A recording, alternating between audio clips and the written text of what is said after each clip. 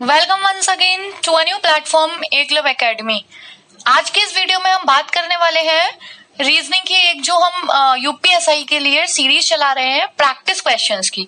ये third series है, 2 series already uploaded हो चुकी है, आप उसके क्वेश्चन सॉल्व करिए। उसके बाद ये थर्ड सीरीज भी अब आपके आ चुकी है। और सबसे पहली चीज कि इसमें पीडीएफ आपको सारे जो भी जितने प्रैक्टिस क्वेश्चंस है उसके साथ अवेलेबल मिल रहा है, तो आप डिस्क्रिप्शन से उसका लिंक ले सकते हैं। टेलीग्राम चैनल को ज्वाइन करके वहां से आप पीडीएफ्स को डाउनलोड करके उनसे भी प्रैक्टिस कर सकते हैं। नेक्स्ट चीज एक और कि बेसिक्स क्लास की एक और सीरीज चल रही है, क्लास 1, क्लास 2, क्लास 3 करके।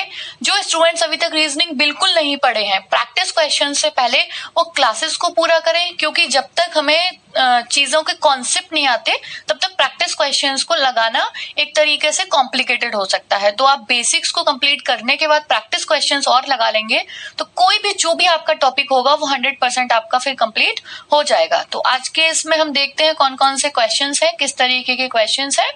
ठीक है, स्टार्ट। सबसे पहला क्वेश्चन है, निर्देश नीचे दी हुई सूचना को आगे के प्रश्नों का उत्तर देने के लिए ध्यान से पढ़िए। खेल के एक मैदान में A B C D E उत्तर की ओर मुख करके, जैसा कि नीचे वर्णन किया गया है, खड़े हुए हैं। ठीक है, बी डी के दाईं ओर। यहां से हम सवाल लगाना स्टार्ट कर देते हैं। देखिए आपको क्या बोला गया है, बी डी के दाईं ओर। सबसे पहले अगर हम दिशाओं की बात करें तो देखिए ईस्ट, वेस्ट, नॉर्थ, साउथ। ठीक है, और दाएं बाएं की बात करें तो देखिए अपना राइट है, ये मेरा राइट हैंड है, और ये लेफ्ट है तो ये लेफ्ट है। ठीक है, तो दायां ये और बायां ये। ठीक, अब आपको बोला गया बी डी के दाईं ओर है, तो बी है ना किसके, डी के दाईं ओर, तो डी के दाईं ओर। देखिए ध्यान रखिएगा हमेशा, अगर एक व्यक्ति किसी के दाएं होता है तो दूसरा उसके बाएं होता है। कब, जब दोनों ही एक ही तरफ मुख करके खड़े हैं। यानी अगर मेरे बराबर में कोई व्यक्ति खड़ा है तो मेरा जो उसके हाथ टच हो रहा होगा ना, मेरा और उसका जो हाथ होगा उसका बायां होगा तो मेरा दायां होगा। चीजें, कॉन्सेप्ट क्लियर है? ये आगे तक आपको रीजनिंग के कई जगह काम देगा ये चीज। ठीक है, नेक्स्ट है 50 मीटर की दूरी पर है, तो हम क्या करेंगे, इसको 50 मीटर्स की दूरी पर है। ए बी के दक्षिण में है, तो दक्षिण नीचे की तरफ ए है, कितना है 60। सी डी के पश्चिम में 40 मीटर की दूरी पर है, तो सी कितना है 40। और ई बी के उत्तर में 20 मीटर है, तो ये कितना है 20, कितना ई। ठीक है, चलिए अभी हमें क्या क्वेश्चन दिया है, यदि सी के पास एक लड़का खड़ा है और वह चलकर डी के पास जाता है, फिर बी से मिलता है, फिर ए से मिलकर ई के पास पहुंचता है, तो वह कुल कितने किलोमीटर यानी कितने मीटर चला। तो एक सिंपल सी चीज है, यहाँ पे देखिए कहाँ चला, वो 40 चला। 40 के बाद देखो सी से डी पे 40 के बाद फिर 50 बी तक पहुंचा, फिर ए तक पहुंचा 60, और फिर ए से दोबारा लौटा वो बी तक, क्योंकि ई तक जाने के लिए रास्ता तो यही दिया है ना, तो फिर से हम 60 को ऐड करेंगे, क्योंकि वो लौटा चला तो सही ना उतना मीटर। उसके बाद 20, इन सबको ऐड कर लीजिए। 45, 50, 90, 60, 150, 210 और 230, आंसर हो गया 230। ठीक है, नेक्स्ट, सी व ई के बीच कम से कम लगभग दूरी कितनी मीटर है। तो सी व ई के बीच कितनी कम से कम, तो देखिए कम से कम जब भी पूछा जाए तो वो क्या बन जाता है, हम सबको पता है विकर्ण होता है कम से कम, यानी इसकी दूरी और इसकी दूरी। ठीक है, तो इसकी दूरी के लिए देखिए फॉर्मूला जो होता है वो क्या होता है, अगर हम फॉर्मूले की बात करें, लंब का और आधार का स्क्वायर। ठीक है, तो अगर स्क्वायर रूट में, तो अगर स्क्वायर की बात करें, आधार कितना है टोटल मिला के यहां से यहां तक 40 और 50, 90 का स्क्वायर। ठीक है, प्लस ये कितना है 20 का स्क्वायर। ठीक है, और ये कितना हो गया, अगर हम 90 और 120 का निकालेंगे तो 8100 प्लस 400 का रूट, टोटल मिला के कितना हो गया 8500 रूट। और हम इसको कैसे लिख सकते हैं 1085 रूट, क्योंकि कैसे लिख सकते हैं, देखिए अगर मैं इसको ऐसे भी तो लिख सकती हूँ, और 100 किसका रूट होता है 10 का, तो मैं 10 को बाहर निकाल लेती हूँ और रूट में 85 अंदर। ठीक है, चलिए नेक्स्ट, उस व्यक्ति के दक्षिण पूर्व में कौन है जो डी के बाईं ओर है। तो उस व्यक्ति के दक्षिण पूर्व में जो डी के बाएं कौन है सी, और सी के दक्षिण पूर्व में देखिए दक्षिण पूर्व कौन सा होता है, ये दक्षिण और पूर्व को मिला के जो दिशा बनती है ये हो गई दक्षिण पूर्व। तो दक्षिण पूर्व में कौन है ए, तो आंसर हो गया ए। ठीक है, चलिए नेक्स्ट क्वेश्चन पे आते हैं। जनवरी 1950 का पहला सोमवार किस तारीख को पड़ेगा। सबसे पहली चीज मैं बताना चाहूंगी, जिन लोगों ने अभी तक इस वाले क्वेश्चंस को सॉल्व करने का वीडियो जो कैलेंडर का है वो नहीं देखा है तो वो डिस्क्रिप्शन से जाके मैं कैलेंडर करके एक लिंक मेंशन करूंगी, वहां से उस वीडियो को देख लीजिए, क्योंकि उसके बाद आपको ना तो कभी कोड याद करने की जरूरत होगी, बिना कोड याद किए जल्दी से जल्दी कैसे इस तरीके से क्वेश्चन सॉल्व किए जाएं ये वहां पे आपको उस वीडियो में बताया गया है। यहाँ केवल मैं सॉल्व कराऊंगी, अगर आपको पूरी डिटेल देखनी है तो आपको वो वीडियो देखना होगा। अब देखिए इस तरीके का सवाल जो है उसको हम कैसे करेंगे। अभी मेरे को क्या पूछा गया है, जनवरी में पहला सोमवार, तो देखिए ये तो मुझे पता है, कोई भी पहला महीने का कोई भी महीना होता है उसमें पहली बार कोई भी जो डे पड़ता है वो 1 से 7 तारीख तक पड़ता है। Is it clear? ठीक है।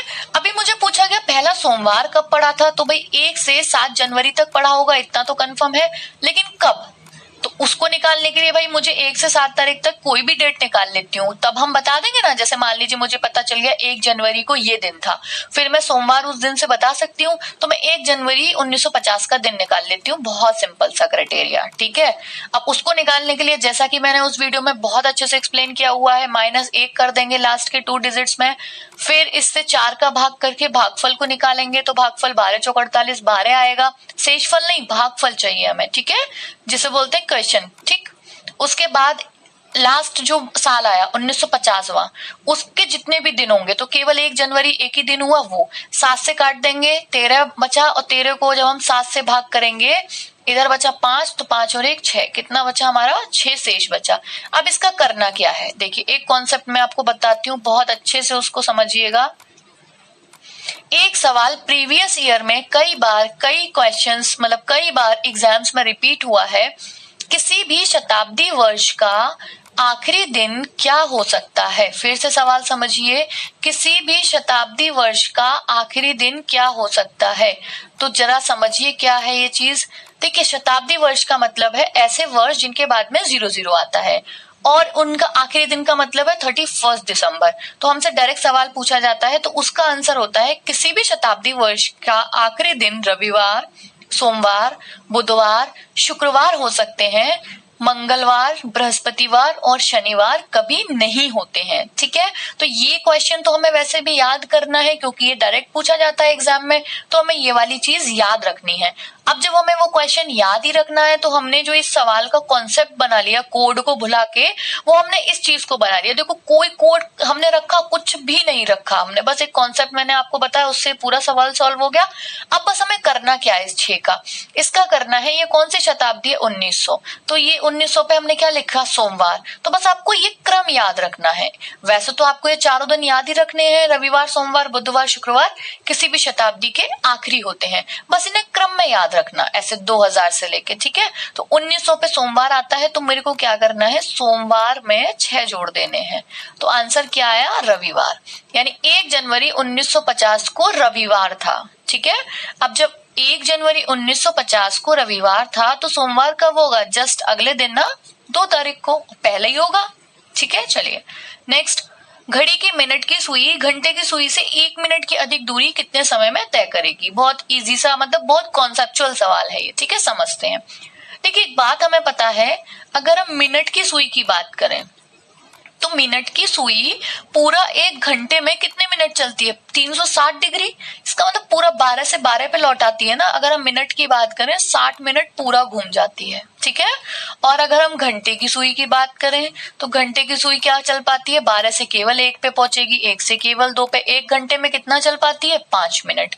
दोनों का अंतर कितना आया, 55 मिनट का होता है ना, यानी कि मिनट की सुई घंटे की सुई से 1 घंटे में 55 मिनट ज्यादा चल देती है, यानी 55 मिनट की अधिक दूरी, 55 मिनट की अधिक दूरी तय करती है। बस यहाँ से अब आपको समझ आ जाना चाहिए क्या करना है, यानी कि 60 मिनट में कितनी अधिक दूरी तय करती है, 55 अधिक तय करती है। हमसे पूछा क्या गया है, 1 मिनट की अधिक दूरी कितने समय में तय करेगी, तो जब 60 मिनट में 55 अधिक करती है तो 1 मिनट अधिक, इसको निकालना है ना, और जिसको निकालना होता है उसको हम नीचे रख देंगे 60/55, तो ये क्या निकल आएगा, 55 अधिक करती है 60 मिनट में तो 1 अधिक करेगी 60/55 में, इसको काटेंगे तो आंसर कितना आ गया 12/11 मिनट, ठीक है। ये सवाल भी आपके प्रीवियस ईयर क्वेश्चन पूछा गया है एक एग्जाम में। तो समझ आ गया कॉन्सेप्ट बहुत अच्छे से। चलिए नेक्स्ट पे आते हैं। नीचे दिए गए देखिए प्रश्न संख्या 6 और 7 दो सवाल है। नीचे दिए गए प्रत्येक प्रश्न में पहले कथन दिए गए हैं और उसके बाद दो निष्कर्ष 1 और 2 दिए गए हैं। आपको कथन में दी गई सभी बातों को समझना है और फिर उस पर आधारित दोनों निष्कर्षों पर विचार करना है और तय करना है कि कौन सा निष्कर्ष उस कथन के आधार पर निश्चित रूप से निकाला जा सकता है।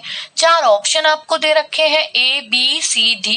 यदि केवल पहला निष्कर्ष निकलता है, यदि केवल दूसरा निष्कर्ष निकलता है, यदि ना तो निष्कर्ष पहला और ना ही दूसरा निष्कर्ष निकलता है, और चौथा ऑप्शन यदि निष्कर्ष 1 और 2 दोनों निकलते हैं। देखते हैं इसको कैसा है। देखिए कथन निष्कर्ष क्या है, बहुत सिंपल सी चीज है। कथन कही हुई बात को कहा जाता है और उससे क्या कंक्लूजन निकलता है, उसका अर्थ क्या है, उसको निष्कर्ष कहा जाता है। ठीक है, तो कथन से निष्कर्ष निकालते टाइम एक बात का हमें विशेष ध्यान रखना है कि कथन जिस पॉइंट जिस फैक्ट के बारे में कहा गया है, यानी जिस फैक्ट की जिस रिलेटेड चर्चा वहां की गई है, निष्कर्ष भी उसी फैक्ट का होना चाहिए। ऐसा नहीं है एक सिंपल सी चीज है, मैं बात कर रही हूँ मान लीजिए रेलवे की और दूसरा बंदा बात करने लगा एयरपोर्ट की, तो रेलवेज पे तो रेलवे स्टेशन है ना, तो कनेक्शन वहां से होना चाहिए, एयरपोर्ट से उसका मतलब नहीं है। ठीक है, तो समझ आया ना, कथन से निष्कर्ष रिलेटेड होना चाहिए और फिर जो अर्थ निकल रहा है वो होना चाहिए। दो चीजें हमें ध्यान रखनी है। देखते हैं। अच्छी आवाज प्रकृति की देन है, लेकिन उसे बेहतर बनाने और संगीत के क्षेत्र में उत्कृष्टता हेतु प्रत्येक को यहाँ होना चाहिए। ठीक है, प्रत्येक को अभ्यास करते रहना पड़ता है। तो इससे हमें क्या निष्कर्ष निकल रहा है, खुद माइंड में सोचिए कि इसका मतलब है कोई चीज अगर एक बार मिल गई या एक बार हमने बना ली, उसकी मेंटेनेंस, उसकी हमेशा से देखभाल जरूरी होती है। ये नहीं है कि अच्छी है तो वो हमेशा लाइफ टाइम कोई भी चीज अच्छी बनी रहेगी। मेंटेनेंस और किसी भी चीज की सुरक्षा, ये सब चीजों का ध्यान रखना हमारा खुद का ड्यूटी होती है। तो प्रकृति के देन को पालन पोषण की जरूरत होती है, हाँ भाई बिल्कुल होती है। भगवान जब हम देखिए हम पैदा होते हैं तो ऑब्वियसली बात है कि हम बहुत हमारा फिट होता है, मतलब हमारी बॉडी, कुछ लोग हैं अलग बात है जिनको प्रॉब्लम है, वैसे नॉर्मल। बट अगर हम बहुत ही स्टफ फूड खाएं, अपना ध्यान ना रखें, लापरवाही करें, तो हमारे भी तो हेल्थ इश्यू होते रहते हैं ना। इवन भगवान ने तो हमें सारी चीजें बहुत अच्छे से दी होती हैं, तो इश्यू होते हैं हमें क्यों, क्योंकि अगर हम उसकी देख रेख ठीक से नहीं कर रहे हैं, अपनी दिनचर्या ठीक नहीं रख रहे हैं, तो वही चीज है, हमें मेंटेनेंस तो रखनी ही पड़ेगी, चाहे इंसान हो या चाहे कोई वस्तु हो। नेक्स्ट, यद्यपि आपकी आवाज अच्छी ना हो फिर भी अभ्यास जारी रख सकते हैं। देखिए यहाँ क्या बात है, ये किसी चीज का निष्कर्ष हो सकता है, लेकिन हमसे जो कथन कहा गया है वहां बात की गई थी अच्छी आवाज देन है, उसे बेहतर बनाने के लिए हमें उसकी देखभाल करनी पड़ती है। ठीक है, अभ्यास करते रहना पड़ता है। अब यहाँ ये कहां से बात आ गई कि नहीं भी करेंगे तो अभ्यास नहीं, आवाज अच्छी ना हो तो अभ्यास जारी रख सकते हैं। ये हो सकता है किसी का निष्कर्ष हो, लेकिन इस वाले बात से रिलेट नहीं कर रहा। तो इसका आंसर हो जाएगा केवल पहला निष्कर्ष सही है। तो ऑप्शन ऐसा कौन सा है, ए। तो इसका जो आंसर आ जाएगा वो ए है। ठीक है, आई होप कि आपको अच्छे से क्वेश्चन समझ आ रहे होंगे। आपको वीडियो समझ आ रहा है तो वीडियो को लाइक कर लीजिए। अभी तक चैनल को सब्सक्राइब नहीं किया है तो चैनल को सब्सक्राइब कर लीजिए। और यूपीएसआई की रीजनिंग की तैयारी बहुत बेस्ट तरीके से यहाँ पे होगी। आप जितने भी प्रैक्टिस सेट्स, जितने भी टेस्ट, जो भी क्लासेस हैं, सारी सीरीज को कंटिन्यूअस देखिए, देन यू विल गेट कि आपकी जो तैयारी है वो कितनी ज्यादा फास्ट प्रोसेस में आ जाएगी और आप बहुत जल्दी ही रीजनिंग के क्वेश्चंस बहुत सटीक और बहुत एक्यूरेसी के साथ निकालने लगेंगे। नेक्स्ट, उसी से सवाल है पिछले हमारे ये जो निर्देश है इन्हीं से। राष्ट्रीय मानक प्रति 1000 जनसंख्या पर 100 बिस्तर हैं, परंतु इस राज्य के प्रति 1000 अस्पतालों पर 150 बिस्तर हैं। निष्कर्ष, हमारे राष्ट्रीय मानक पर्याप्त हैं। देखिए ये बोला गया कि राष्ट्रीय मानक जो है वो प्रति 1000 जनसंख्या पर 100 बिस्तर है, परंतु इस राज्य के प्रति 1000 अस्पतालों पर 150 बिस्तर हैं। ठीक है, यहाँ पे तो प्रति 1000 पे 100 है, यहाँ 150 है। तो कोई चीज अगर उससे ज्यादा अच्छी है तो बेहतर है कि यहाँ की जो लोग हैं या यहाँ के जो स्वास्थ्य तंत्र है वो ध्यान दे रहा होगा चीजों पे, है ना, सटीक। तो वो तो ठीक है, लेकिन मानक पर्याप्त है, वही चीज है। देखिए हमें कहीं पे कोई 500 चीज की रिक्वायरमेंट है, एक शहर 100 कर रहा है, एक शहर 200 कर रहा है, तो इससे ये पर्याप्त अच्छा कर रहा है। ठीक है, लेकिन आप इस 200 को सुन के ये नहीं कह सकते कि वो 500 पूरे कर रहा है या नहीं, क्योंकि हमें ये मानक दिया ही नहीं है कि होने कितने हैं, इसलिए ये निष्कर्ष नहीं निकलता। ठीक है। दूसरा, राज्य का स्वास्थ्य तंत्र इस मामले में पर्याप्त सावधानी रख रहा है। हाँ भाई, जो राज्य है वो ज्यादा कर रहा है ना, 100 के बदले 150 तक ले जा रहा है, तो इसका मतलब वो ध्यान तो दे रहा है, ठीक है, सावधानी तो रख रहा है, इसलिए दूसरा निष्कर्ष सही है। और दूसरे का मतलब है केवल दूसरा सही का मतलब क्या था, यदि केवल निष्कर्ष 2 निकलता है, बी ऑप्शन। नेक्स्ट, 1200 व्यक्तियों का वह समूह जिसमें कैप्टन और सैनिक मौजूद हैं, किसी ट्रेन में यात्रा कर रहे हैं। इस समूह के प्रत्येक 15 सैनिकों के साथ एक कैप्टन शामिल है। बताएं कि इस समूह में कुल कितने कैप्टन मौजूद हैं। समझते हैं। एक समूह है, उस समूह में 15 सिपाही हैं, एक कैप्टन है। टोटल मिला के एक टीम जो हुई वो कितने की हुई, एक टीम 16 लोगों की, और हर टीम में एक कैप्टन है। तो जरा मुझे ये बताइए, अगर 1200 व्यक्तियों में हम 16 लोगों की टीम बांटेंगे तो ये कितना हो जाएगा, 16 सत्ते 112, 16 पंचे 80, 75। टोटल मिला के 16 लोगों की 75 टीम बनेंगी, और हर टीम में एक कैप्टन है, हर समूह में एक कैप्टन है, तो आंसर कितना हो गया, 75 कैप्टन। इस सवाल को बहुत अच्छे से करिएगा। जब भी मैं स्टूडेंट्स को क्लास में ये क्वेश्चन कराती हूँ तो वो जनरली क्या करते हैं, 1600 को डायरेक्ट 1200 को वो डायरेक्ट क्या करते हैं, इसे 15 से डिवाइड कर देते हैं और 80 आंसर ले आते हैं, ठीक है। तो ये गलती हमें नहीं करनी है। नेक्स्ट, यदि किसी सांकेतिक भाषा में इंग्लिश को 2/5 लिखा जाता है तो बताओ उसी कोड भाषा में मैच को कैसे लिखा जाएगा। जरा मैं आपको 5 सेकंड देती हूँ, आप खुद सोचिए कैसे सवाल है, कैसे हो सकता है।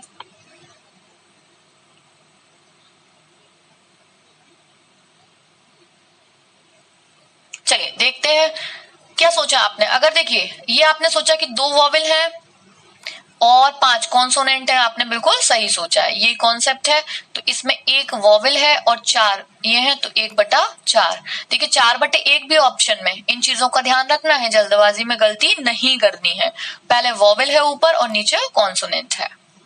नेक्स्ट, एक परिवार में 8 सदस्य हैं, A, B, C, D, E और F। B C का पुत्र है। रिलेशन का सवाल है, तो रिलेशन के लिए देखिए एक वीडियो ऑलरेडी में कोडिंग वाले जो सवाल है वो भी अपलोड कर चुकी हूँ। उससे बेस्ट अप्रोच आपकी कोडिंग वाले रिलेशन को सॉल्व करने की हो नहीं सकती। आप एक बार उस वीडियो को देख लीजिए, ब्लड रिलेशन कोडिंग करके वीडियो है, उसको देखने के बाद आप कोडिंग वाले सवाल जो कि ब्लड रिलेशन में सबसे ज्यादा टाइम लेते हैं, आप बिना पेन पेपर के सेकंड्स में वो आंसर कर देंगे केवल ऑप्शन को देखते ही। तो एक बार वो वीडियो देख लीजिए, आपको बहुत अच्छे से कॉन्सेप्ट क्लियर होगा। उससे पहले फिर ये सवाल करते हैं हम। एक परिवार में 8 सदस्य हैं, B C का पुत्र है। तो देखिए कोई हम 3 तक पीढ़ियां ज्यादातर पूछी जाती हैं, तो फर्स्ट पीढ़ी, सेकंड पीढ़ी और थर्ड पीढ़ी ऐसे, यानी कि सबसे ऊपर दादा दादी की, पेरेंट की, बच्चों की, ऐसे करके पीढ़ी, ठीक है। तो बी पुत्र है नीचे रख देते हैं, सी के नीचे वाली पीढ़ी में। बी पुत्र है तो प्लस, क्योंकि हम प्लस यूज करते हैं मेल के लिए, पुरुष के लिए, और फीमेल के लिए माइनस, यानी महिला के लिए। तो बी सी का पुत्र है, लेकिन सी बी की माँ नहीं है। तो भाई माँ नहीं है तो पिता तो होगा, एक तो होगा ना कोई, तो माँ नहीं है, ठीक है। तो ये कौन आ गई, सी, बी की माँ नहीं है, ठीक। ए सी से विवाहित है, तो ए इधर आ गई, तो ए तो माँ होगी, विवाहित है ना पिताजी से, तो माता ही होंगी। ई सी का भाई है, तो जो भाई है वो एक ही पीढ़ी में आएगा, उसी में बराबर में रख देते हैं, और भाई है तो प्लस क्योंकि पुरुष है। और मैंने जो डबल मार्क बताया था, 1 मार्क मैंने आपको पति पत्नी के लिए बताया था और डबल भाई बहन के लिए, ठीक है। ई सी का भाई है, डी ए की पुत्री है, तो डी ए की पुत्री है। तो देखो ये इसका पुत्र है, इसका भी तो पुत्र है, और इसकी ये पुत्री बताई गई है, तो इसी की बहन हो गई। डी जो है इसकी बहन हो गई, माइनस ये आ गया भाई बहन का साइन, ये आ गया माइनस महिला का साइन। एफ ए का भाई है, तो देखिए ए का भाई जो है वो एफ है। एक सेकंड में इसको मिटा देती हूँ,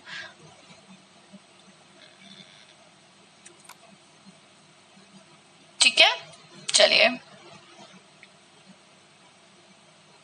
ठीक, तो ए भाई है, इसी के बराबर में आ जाएगा यहाँ पे, और भाई है किसका, एफ, तो प्लस आ जाएगा। जी ए का ससुर है, जब ए का ससुर है तो इसका तो पिता होगा सी का, ठीक है। इसका ससुर है तो इसका कौन होगा, पिता, ठीक। और बी एच का पोता या नाती है, तो एक बात मुझे बताइए, कि बी जो है वो किसका नाती पोता है अभी तक जितने हमने देखे, जी, क्योंकि जी का बेटा सी और सी का बेटा बी, तो जी का नाती हुआ नहीं हुआ? हाँ भाई हुआ। अब एक ही परिवार के सदस्य हैं और हमें क्या बोल रहे हैं कि भाई एच जो बी है वो एच का पोता या नाती है, तो जी का भी है और एच का भी है, तो जी और एच आपस में कौन हो गए? पति पत्नी, क्योंकि भाई नाती पोता दादा दादी दोनों के ही होंगे ना, दादा के तो पहले से ही दिए हैं जी के, तो ये दादी होंगी। अब क्या पूछा गया सवाल, एच ए से किस प्रकार संबंधित है? तो एच जो है वो ए से कैसे संबंधित है? ए ये ससुर थे, ये उनकी पत्नी सास हो गई। डी एफ से किस प्रकार संबंधित है? तो एफ ये एफ की बहन थी और ये बहन की पुत्री, तो बहन की पुत्री कौन होती है? भांजी, तो आंसर हो गया भतीजी या भांजी।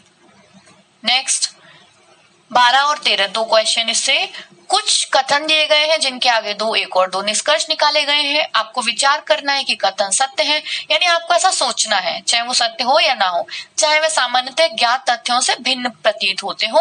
आपको निर्णय करना है कि दिए गए कथनों में से कौन सा निश्चित रूप से सही निष्कर्ष निकाला जा सकता है। अपने उत्तर को निर्दिष्ट कीजिए, अपने उत्तर को दीजिए।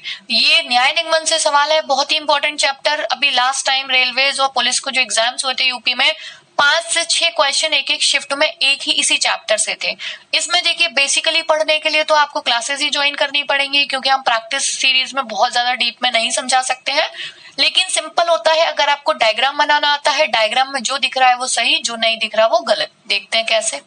कुछ ए डी है, कोई डी आर नहीं है और सभी आर सी है।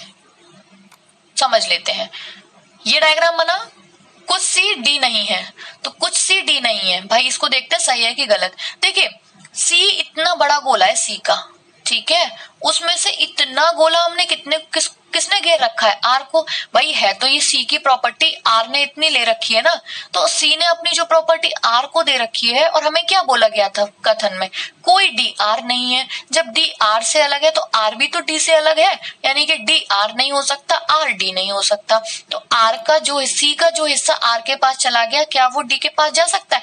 नहीं हो सकता ना, क्योंकि ऑब्वियस है आर को दे चुका वो, और आर अपनी चीज देगा नहीं इसे। तो क्या हो गया, सी का जो कुछ हिस्सा अब डी के पास नहीं जा सकता, तो हम कह सकते हैं कुछ सी डी नहीं है। सभी सी के ए होने की संभावना है। संभावना वाले सवालों में आपको कुछ भी नया नहीं करना, जिस चीज की संभावना पूछी है वो डायग्राम बना के देख लीजिए, और अगर उस डायग्राम को बनाने के बाद आपके सारे कथन जो आपको ऊपर मेन कथन दे रखे हैं वो भी सही निकल रहे हैं और संभावना वाला पॉइंट भी सही हो रहा है डायग्राम के हिसाब से, तो संभावना सही। और अगर संभावना का डायग्राम बनाने के बाद आपके मेन जो कथन है वो बिगड़ रहे हैं तो संभावना गलत। एग्जाम्पल देख लेते हैं कैसे। सभी सी के ए होने की संभावना, तो देखिए भाई हम क्या करते हैं ना, सभी सी को ए करके देख लेते हैं। आर तो सी है ही, सभी सी को ए करके देख लिया, और हमें क्या क्या दे रखा था? कुछ ए डी है, ये हमें दे रखा था। हमने एक डायग्राम ये बना लिया जिसमें जो कथन थे वो तो हमने बना ही लिए, और एक एक्स्ट्रा क्या बना लिया, सभी आर को सी करके देख लिया। अब हम देखेंगे हमारा जो मेन डायग्राम था या मेन जो ये कथन थे, अगर ये निकल रहे होंगे इससे और ये वाला भी सही हो रहा होगा सी का ए होने की, तो ठीक होगा, अदरवाइज गलत होगा। देखते हैं वहां हमें क्या दिया था, सभी कुछ ए डी है, तो भाई इस वाले डायग्राम में भी ए डी पहला सही है। कोई डी आर नहीं है, डी का गोला ये, आर का गोला ये, हाँ भाई दूसरा कथन भी सही हो रहा है। और सभी आर सी है, हाँ भाई तीसरा कथन भी सही हो गया। जब तीनों कथन सही हो गए और जो संभावना पूछी थी वो डायग्राम में भी बन गया, तो इसका मतलब संभावना हो सकती है। ठीक है, अब अगला सभी ए के आर होने की संभावना है। सेम वही चीज करेंगे, ए को आर बना के देख लेते हैं। भाई सभी ए को हमने क्या किया, आर बना लिया। कुछ ए डी तो हमें दिए ही थे, बाकी जो चीजें दी हम वैसे की वैसे ही बना लेंगे। आर को क्या दिया है, सी। अब हमें क्या बोला गया था, कथन चेक कर लेते हैं। कुछ ए डी है, हाँ भाई अभी भी हो रहे हैं, ठीक है। कोई डी आर नहीं है, तो देखिए भाई गलत हो गया, यहाँ पे डी आर हो गए।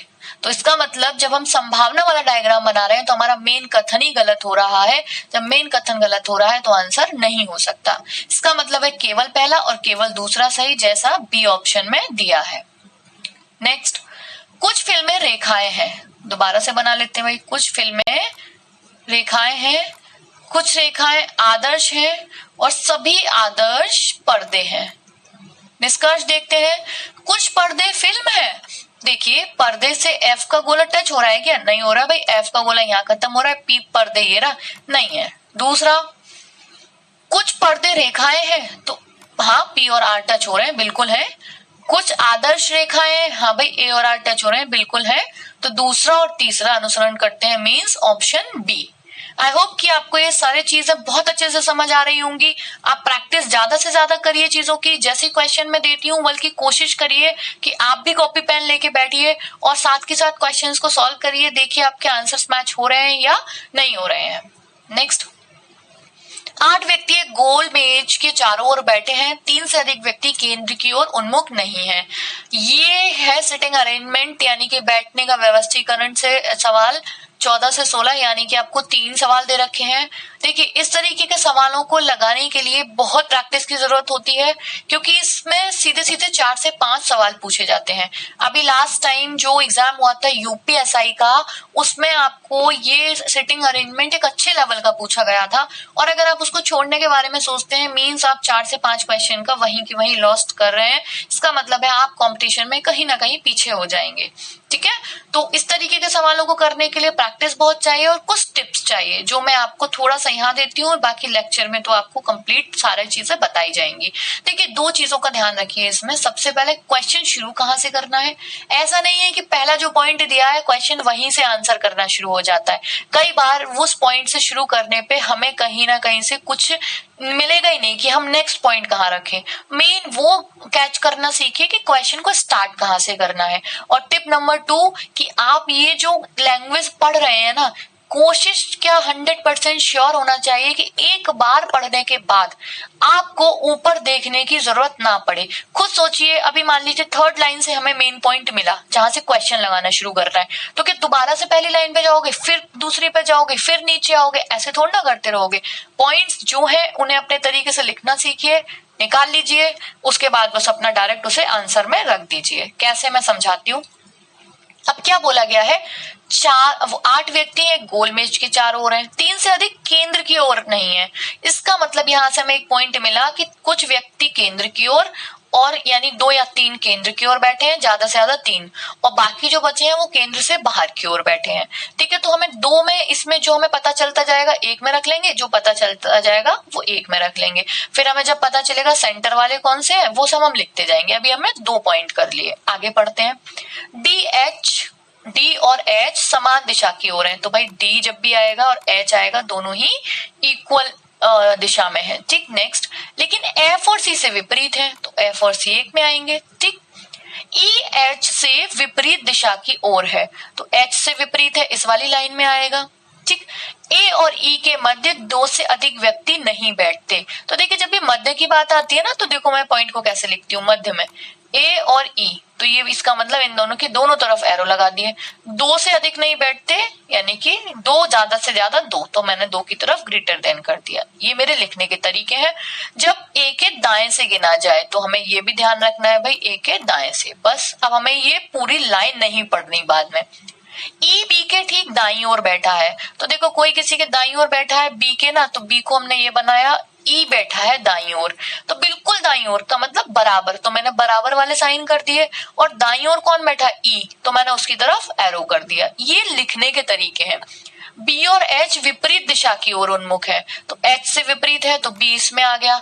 एक बात क्लियर हो गई, 3 से अधिक केंद्र की ओर नहीं है, तो ये कौन से वाले हो गए, आउटर में जो फेस किए हुए हैं, और ये कौन से हो गए, जो सेंटर में किए हुए हैं। ठीक है, नेक्स्ट पॉइंट, बी और एच विपरीत दिशा की, ये हो गया। डी एफ और ई के बगल में नहीं बैठा, यानी डी जब भी आएगा वो एफ और ई के बराबर में नहीं है, तो हम क्या करेंगे, कट लगा दिया। बस डी सी के विपरीत बैठता है।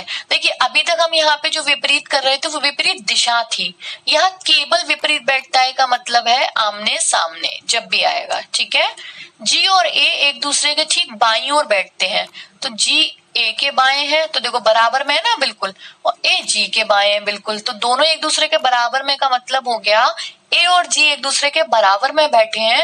और जब बराबर में बैठे और एक दूसरे के दोनों और एक ही तरफ फेस होगा, तो ऐसा हो ही नहीं सकता। 2 बराबर में बैठे हुए व्यक्तियों का फेस अगर एक ही तरफ है तो उनका दायां बायां ऑपोजिट होगा, लेकिन दोनों एक दूसरे के बाएं बैठे हैं, तो इसका मतलब क्या है कि दोनों का जो फेस होगा एक का अलग होगा, एक का अलग होगा। ठीक है, इस पॉइंट से हमें ये क्लियर हो गया। चलिए नेक्स्ट, या तो जी या ए एफ के बगल में बैठा है, यानी कि जी या ए में से एक एफ के बगल में बैठा है, ठीक है।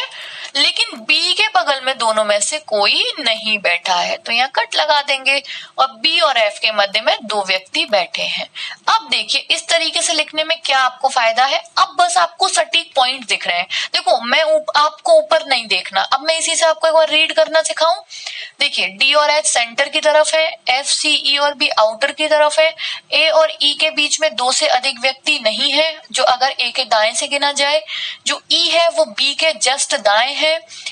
और अगला पॉइंट था ये हमने लिखा था डी ई और एफ का पड़ोसी नहीं है, डी सी के सामने है, जी ए के बाएं है और जी के बाएं ए है, दोनों एक दूसरे के बाएं हैं। इसका मतलब बिल्कुल जी और ए में से एक या तो एक एफ का पड़ोसी है, लेकिन दोनों में से कोई भी बी के पड़ोसी नहीं है, और बी और एफ के बीच में दो व्यक्ति हैं। देखो मैंने एक भी बार ऊपर नहीं देखा। अब ये आपको क्या है, सोचिए पॉइंट्स मिल गए थे ना हमें, जल्दी जल्दी पॉइंट्स लगा के अब हम सेट करेंगे, तो हमें कहीं भी लैंग्वेज पढ़ने की जरूरत नहीं पड़ेगी। अब बस सीटिंग अरेंजमेंट को लगाते टाइम ध्यान रखिए एटलीस्ट दो अरेंजमेंट तो साथ में लेके चलिए, ताकि एक बाई चांस आपको लगाने के बाद गलत हो जाए तो आप होपलेस ना हो, काटा पीटी ना करें, आपके पास दूसरा गोला बिल्कुल तैयार हो कि हाँ भाई हम इसमें भी जो है वो आराम से लगा सकते हैं, क्योंकि जरूरी नहीं है एक बार जो आप अरेंजमेंट बिठा रहे हो वो बिल्कुल सटीक और सही बैठे।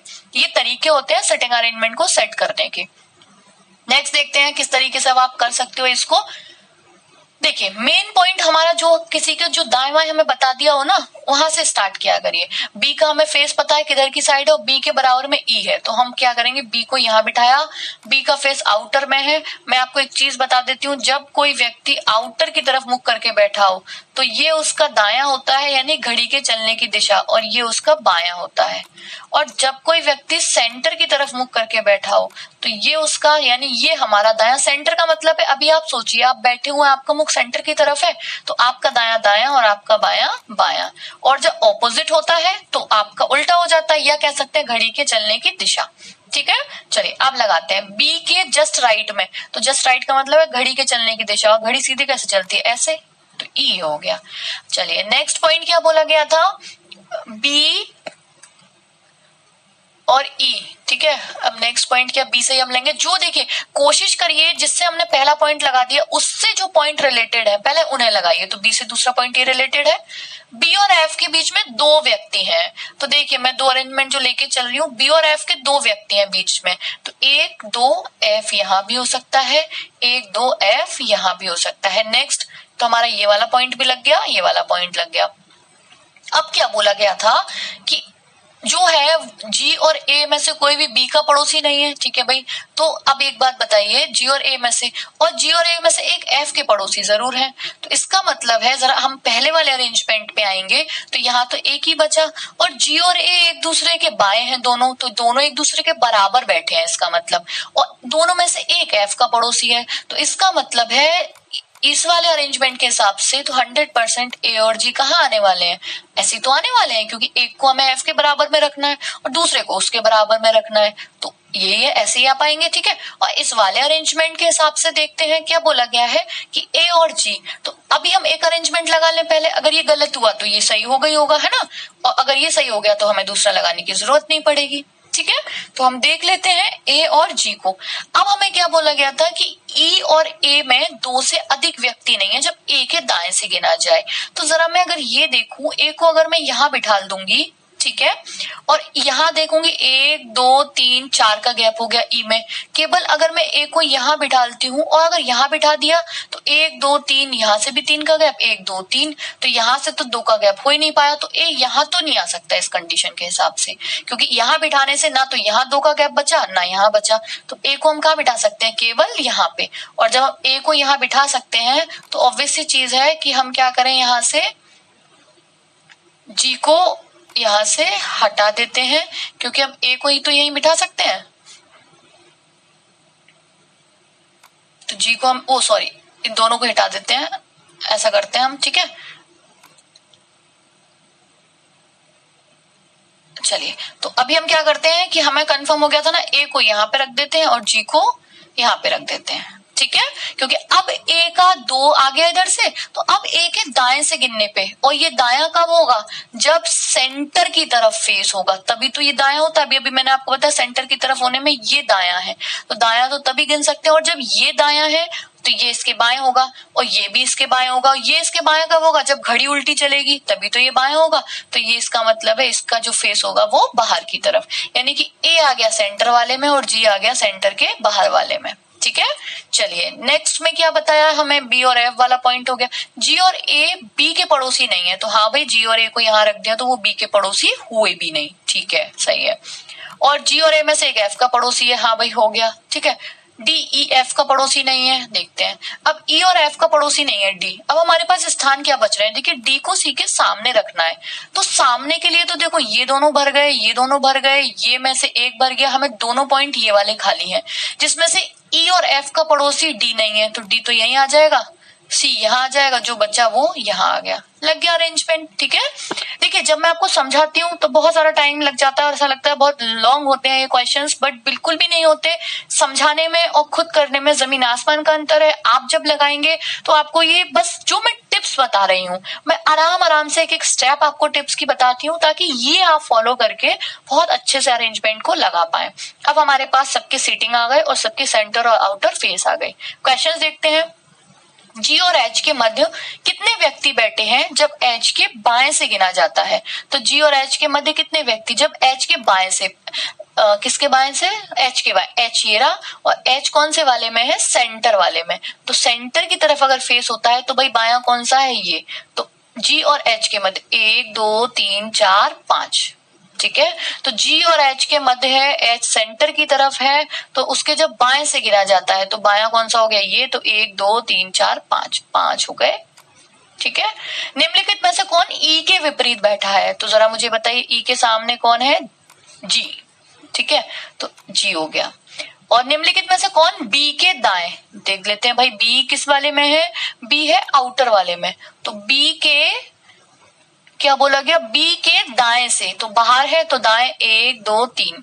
ठीक है, ये दाएं से तीसरे के बाएं दूसरे, और एफ किस में आ रहा है, एफ भी आउटर में, और इसका बायां क्या हो जाएगा, लौट के फिर से ये पहला दूसरा, तो क्या हो जाएगा आंसर ई। ठीक है, आई होप आपको बहुत अच्छे से ये टिप्स समझ में आए होंगे। आप इनको फॉलो करिए, प्रैक्टिस करिए। आप सिटिंग अरेंजमेंट को बस इन्हीं 2-3 जो छोटी छोटी सी चीजें हैं लगाना कहाँ से है, और हमें ये पॉइंट्स लिख लेने हैं, इसके बाद आपसे ये गड़बड़ नहीं होगा। ठीक है, चलिए नेक्स्ट पे आते हैं। दी गई प्रत्येक संख्या श्रृंखला में एक अनुपयुक्त अथवा असंगत दी गई है, उस संख्या को ज्ञात कीजिए। यानी कि एक सीरीज है जो एक पैटर्न से फॉलो हो रही होगी, और इसमें एक कोई पॉइंट ऐसा होगा जहां पे आके वो सीरीज गलत हो रही होगी, हमें वही पद बताना है जो गलत है। तो 3 से 7 पे आते हैं, कितना प्लस होता है, 4 प्लस होता है। इसमें आते हैं तो 8 प्लस होता है, इसमें आ गए तो 16 प्लस हो गया, इसमें आ गए तो 32 प्लस हो गया, अब आने चाहिए तो 64 प्लस, देखिए डबल ही तो हो रहा है, 4 दूनी 8 दूनी 16 दूनी 32 दूनी 64, तो हम जब 63 में 64 ऐड करेंगे तो 4 और 3 7, और 6 और 6 12, कितना आना चाहिए 127, तो आंसर हो गया डी, यानी कि ये गलत है, इसकी जगह 127। नेक्स्ट 104 105, इसमें 1 का अंतर है, फिर 108 में 5 से 3 का अंतर है, फिर 13 में 5 का अंतर है, अगले में कितने का आना चाहिए 7 का, 13 में जब 7 जोड़ेंगे तो 120 होना चाहिए था, या 119 है, तो आंसर हो गया 119। ठीक है, दी गई आकृति में कितने त्रिभुज हैं, ये आगे आकृतियों की गिनती काउंटिंग ऑफ फिगर्स वाले चैप्टर से समझते हैं। देखिए 2 चीजें मेरी त्रिभुज गणते टाइम आप बिल्कुल ध्यान रखिए कि जब एक त्रिभुज के बीच से लाइन खींची जाती है तो 3 त्रिभुज होते हैं, और स्क्वायर्स को जब क्रॉस्ड करके लाइंस की जाती हैं तो जितने भी इसमें कॉलम्स हों उसका दुगना कर दीजिए, उसमें 8 होते हैं। ठीक है, अब ये देखिए क्या इस वाली इमेज में, ये जो इमेज हमारी बनी हुई है ये इस तरीके की, क्या इसमें और इसमें कोई अंतर है, अरे भाई मैं इसको ऐसे घुमा के लिख दूं तो क्या कोई अंतर पड़ रहा है, मैंने इसको घुमा दिया ना, रोटेट कर दिया, इसको यहाँ ले आई, ठीक है, इस कोने को, तो ये ऐसे तो बन जाएगा, इस कोने को मैं यहाँ ले आऊंगी तो, ठीक है, तो ये इसमें भी 8 हो गए, तो 8 इसमें हो गए। एक में मैंने कितने बताए 3, और ऐसे कितने 4, तो 3 चौक 12, 12 और 8 20। ठीक है, आई होप कि आपको समझ आ गया होगा ये। नेक्स्ट विषम छाटिए। एक इंपॉर्टेंट बात, अगर आपने अभी तक इस चैनल पे विषम छाटिये यानी क्लासिफिकेशन की जो सीरीज पड़ी हुई है, वीडियो है, अगर अभी तक नहीं देखी है तो उसको देख लीजिए। प्रीवियस ईयर में डिफरेंट एग्जामिनेशंस में जितने भी 200 क्वेश्चंस आए हुए हैं वो सारे उसमें इंक्लूडेड है। आपको बहुत अच्छे से प्रैक्टिस हो जाएगी। इवन आप एक बार बस क्लासिफिकेशन की वो वीडियो देख लिए और लगा लिए क्वेश्चंस, उसके बाद आपको क्लासिफिकेशन के क्वेश्चन कभी भी करने में कोई भी प्रॉब्लम नहीं आएगी। तो एक बार क्लासिफिकेशन वाला वीडियो जरूर देख लीजिए। देखते हैं इसमें क्या है। वेदांतांगल, बांदीपुर, मुडुमले और थेक्काडी, इसमें से विषम क्या है? तो देखिए थोड़ा सा जीएस के पॉइंट पे आते हैं, वहीं से कर पाएंगे हम। Bandipur, Mudumalai, Thekkady, these are national park, ठीक है, और ये वन अभ्यारण्य भी है और नेशनल पार्क भी है। वेदांतांगल जो है वो पक्षी विहार है, इसलिए ये तीनों से अलग है। आंसर हो गया Vedanthangal. Next, emu, penguin, kiwi, गरुड़। एमू नहीं उड़ सकता, पेंगुइन नहीं उड़ सकता, कीवी नहीं उड़ सकता, गरुड़ उड़ सकता है, तो ये जो है ये अलग हो गया। दोनों में ही आपको थोड़ा सा जीएस और साइंस की जरूरत थी। नीचे वाले में साइंस में जो आ जाते हैं वन लाइनर्स, उसमें कि एमू उड़ सकता है यानी उड़ने वाले पक्षी, ना उड़ पाने वाले पक्षी, ये सब चीजें, ठीक है। और ऊपर जीएस की जरूरत थी कि कौन से नेशनल पार्क हैं, क्या है। तो दोनों ही रीजनिंग से ज्यादा इसमें आपको बेसिक जनरल नॉलेज की जरूरत पड़ती है कई बार क्वेश्चंस में, ठीक है। नीचे देखते हैं। नीचे दिए गए आरेख में कौन से अक्षर से उन विद्यार्थियों का प्रतिनिधित्व होता है या करते हैं जो क्रिकेट के साथ फुटबॉल और हॉकी भी खेलते हैं? तो देखिए तीन ही तो हमें दे रखे हैं, हॉकी, फुटबॉल, क्रिकेट, तो तीनों ही जो खेलते हैं। तो ये एक ऐसा पॉइंट है जो तीनों के अंदर आ रहा है। यहाँ आके तीनों गोले मिल रहे हैं। बाकी आर एक से इससे बाहर है, फुटबॉल से, है ना, पी किसी से बाहर है, बस एस ऐसा है। तो तीनों क्या खेलता है? केवल एस ऐसा है जो क्रिकेट, फुटबॉल और हॉकी तीनों खेलता है। नेक्स्ट सवाल पे आते हैं और लास्ट 23 और 24 सवाल हैं। 5 लड़के निर्देश हैं, 5 लड़के हैं ABCDE और 4 लड़कियां हैं PQR एवं S में से 5 सदस्यों की एक टोली चुनी जानी है और चुनने की जो कसौटी है वो निम्नवत है, यानी उनकी जो शर्तें हैं वो ऐसे हैं। कैसे हैं? C और P को साथ नहीं रहना, ठीक है भाई। Q और R को साथ नहीं, C और P को साथ रहना है, Q और R को साथ नहीं रहना, E और S को साथ नहीं रहना, B और D को साथ रहना है और Q और A को साथ नहीं रहना, ठीक है। ये निर्देश शर्तें हैं। अब आपको बोला गया है जब कोई अन्य बात ना कही जाए तो इन कसौटियों को प्रत्येक प्रश्न में प्रयोग करें, ठीक है। किस तरीके से प्रयोग कर सकते हैं? एक तरीके से पजल टाइप के क्वेश्चंस हो जाते हैं ये, ठीक। यदि टोली में 2 सदस्य लड़के तो टोली के सदस्य हैं अगर 2 लड़के हों, तो देखिए सारे ऑप्शंस में ABCDE में से 2 ही 2 ऑप्शन दे रखे हैं, 3 लड़कों के दे रखे हैं। तो हमें यहाँ ये तो नहीं देखना, शर्त देखनी है कौन सा किसके साथ रखना ही रखना है, किसको किसके साथ नहीं रखना। इस तरीके के सवालों को डायरेक्ट ऑप्शन से करिए और वो उसी से ही होते हैं। अभी हमें क्या बोला गया था पहले पॉइंट में? C और P साथ होने चाहिए, हाँ भाई कर रहे हैं। Q और R साथ नहीं होने चाहिए, तो बेटे ठीक है इसमें Q है लेकिन R नहीं है। फिर बोला E और S साथ नहीं होने चाहिए, इसमें तो आ गए, गलत हो गया ये पॉइंट, ठीक है। क्या बोला था? C और P को साथ लेना है, इसमें तो केवल P आ गया, गलत हो गया। इसमें क्या है? C और P को साथ लेना है, हाँ भाई ठीक है पहला पॉइंट। Q और R साथ नहीं रह सकते, ठीक है एक ही आया। E और S साथ नहीं रह सकते, ठीक है बस एक आया। और B और D को साथ रहना है तो दोनों में से कोई नहीं आया, आते तो दोनों आते, नहीं आए तो दोनों नहीं आए। Q A के साथ नहीं रह सकता, ठीक है A आई तो यानी A आया तो Q नहीं आई, तो इसका मतलब सारे पॉइंट्स मैच कर रहे हैं। आंसर हो गया C। देखो इसको भी चेक कर लेते हैं कैसे गलत होगा ये, क्योंकि एक सही है तो ये गलत ही होगा, बट आपको एक बार प्रैक्टिस के लिए मैं करवा देती हूँ। B और D को साथ रहना है, हाँ भाई ठीक है आ गए साथ में। अब C के साथ P कहाँ आया? नहीं आया ना, आंसर हो गया गलत, ठीक है। आई होप की पैटर्न समझ में आ गया होगा आपको।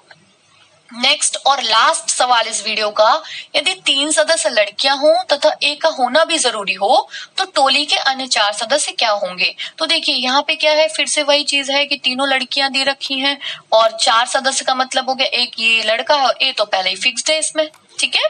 तो अभी हमें क्या करना है देखते हैं। अभी बोलना था कि P के साथ C को आना जरूरी है, तो इसमें तो नहीं आए ना, तो ये तो गलत ही हो गया। फिर क्या हुआ? B के साथ किसको आना जरूरी था? D को, ये भी गलत हो गया, ठीक है। अभी इसमें क्या है? C के साथ P को आना जरूरी था, हाँ भाई ले आए C के साथ, ठीक है। Q के साथ A नहीं आ सकता, अब इसमें तो A आ गया ना Q के साथ, देख रहे होगे ना, क्योंकि A तो फिक्स्ड ही है ना, यानी सब में हमें एक को तो ऐड कर लेना है। तो यहाँ क्या हुआ? क्यू के साथ ए आ गया तो गलत हो गया। ये पॉइंट देखते हैं भाई, सी के साथ पी आना है, हाँ ठीक है आना है। क्यू के साथ ए का नहीं आना है तो ठीक है, ए आया तो क्यू नहीं आया। आर को किसके साथ नहीं आना, क्यू के साथ, ठीक है आर आया तो क्यू नहीं आया। और ई को एस के साथ नहीं आना, एस आया तो ई नहीं आया। सारे पॉइंट सही है, आंसर हो गया ये वाला। आई होप कि आपको 24 क्वेश्चंस के सारे पैटर्न्स, सबको निकालने के तरीके, सब कुछ बहुत अच्छे से समझ आ गया होगा। फिर भी अगर कोई आपको डाउट लगता है कभी भी किसी क्वेश्चन में, आप मुझे कमेंट बॉक्स में लिख सकते हैं, मैं आपको उसका रिप्लाई बिल्कुल जरूर करूंगी। इसी तरीके से आप सीरीज से पूरे जितने भी चल रही हैं यूट्यूब पे यूपीएसआई टारगेट रीजनिंग के लिए, उनसे आप जुड़े रहिए। और भी जो अप्लाइड वाले और भी जो एस्पिरेंट्स हैं जो और एग्जाम्स की तैयारी कर रहे हैं, वो भी डेफिनेटली इसको बिल्कुल फॉलो करें, क्योंकि रीजनिंग के क्वेश्चंस तो वही है, चैप्टर्स वही है, सॉल्यूशंस वही है, तो वो भी बिल्कुल करेंगे, चाहे वो एसएससी हो, चाहे वो बैंक वाले हो, यूपी ट्रिपल एससी से या अदर स्टेट से रिलेटेड कोई भी रीजनिंग की तैयारी किसी भी सब्जेक्ट मतलब किसी भी एग्जाम के लिए कर रहा है, तो डेफिनेटली उनको इस पूरे प्रैक्टिस सेट सेशन से और क्लास सेशन से डेफिनेटली सारा सिलेबस कंप्लीट हो जाएगा। तो आप keep support, keep like and subscribe this channel and share this channel. Thanks for watching this video. जल्द ही मिलते हैं अगले लेक्चर और अगले किसी इंटरेस्टिंग वीडियो ट्रिक अप्रोच के साथ। Thanks again.